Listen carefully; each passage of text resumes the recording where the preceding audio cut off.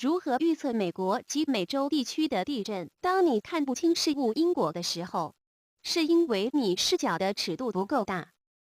地震都说不可预测，但是当你把观测范围扩大到全球的时候，各种因果律其实显现得非常清晰。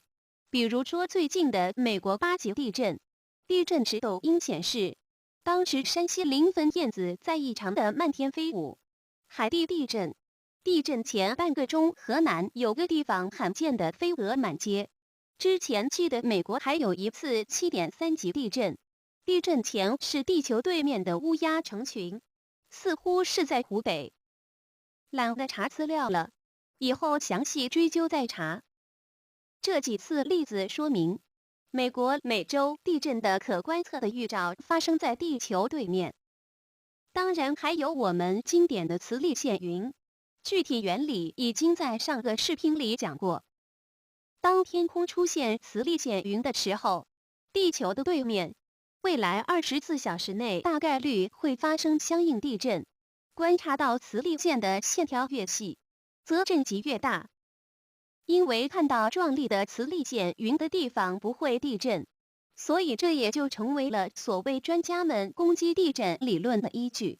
但专家们万万没想到的是，这个地震其实是发生在脚下，地球的对面。磁力线云其实是可以作为地球对面地震的预警的。飓风追着岩浆跑，这个理论在美洲也同样适用。在飓风未来的路径上，地震敏感点是很容易受到岩浆撞击发生地震的，大约就在飓风到来的4天范围内。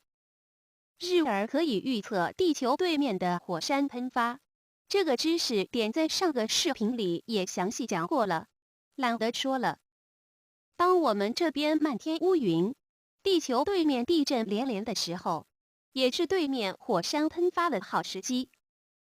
一般小地震超过10次以上的，都可以怀疑岩浆在下面晃动，随时要喷发出来。